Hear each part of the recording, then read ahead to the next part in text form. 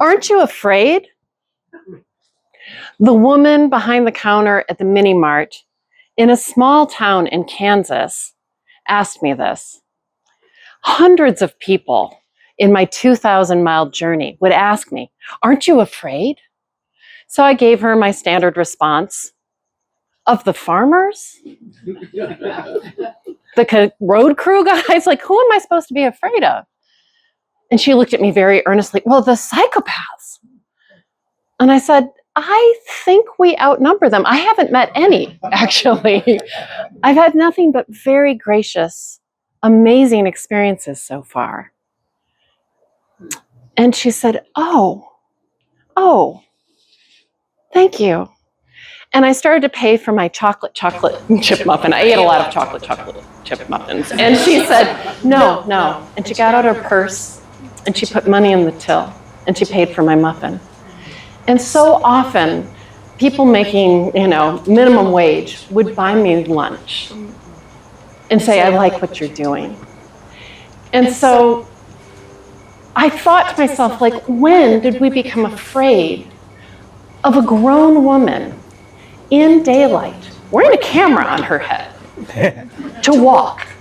Like, when did that become something to be afraid of?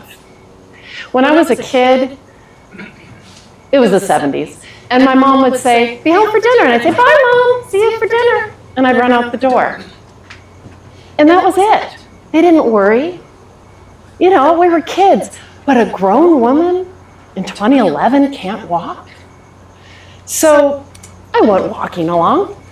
Further up the road, in the next couple of towns, I was staying with this woman. And as I walked into town, I'd seen a sign, huge sign, that was pro-life. And we're sitting at our dining room table, and she starts to talk about abortion rights. And I realized, I cook dinner for people, and in the morning they'd say, I love you, be safe.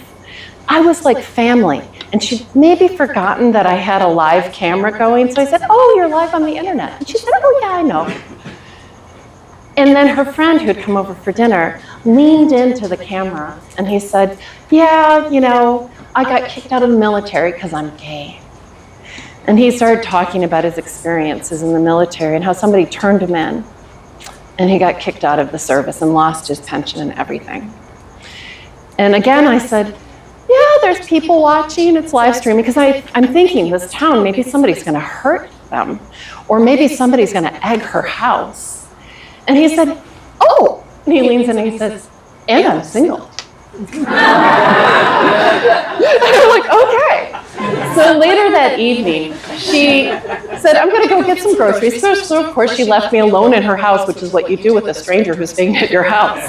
And she drove off in the rain and it started pouring more and more. And she came back in about half an hour and she was beaming. And she said, I was thinking about what we were talking about trusting people. And I saw this woman walking and I thought, oh, I'll give her a ride. And she said, hey, get in. I kind of knew her and I said, get in. And she got in the car and we're riding along. So we talked about abortion rights. And we did not agree. And we talked about it for a little while. And she said, and then I looked at her and I said, you remember when we were kids? And we'd disagree. And then we'd agree to be friends anyway. And she said, the lady said, yeah, I remember that. And she said, let's do that. And she replied, yeah, I'd like that. And I thought to myself, it's my fears. I'm afraid that by being in their home, they're going to get in trouble and something awful is going to happen. And that I'm wrong. My prejudices are wrong. Just because it's small town America doesn't mean that she's going to get hurt by her neighbors. Maybe he'll give her a ride in the rainstorm, and maybe they'll disagree, and maybe they'll still be friends.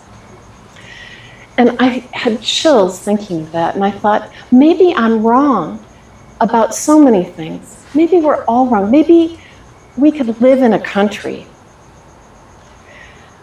where you could walk as a grown woman out in the daylight and not be afraid. Maybe we could live in a country where you could disagree and still be friends. People dropped their masks for me. And maybe we could all drop our masks and say, bye, Mom, see you for dinner.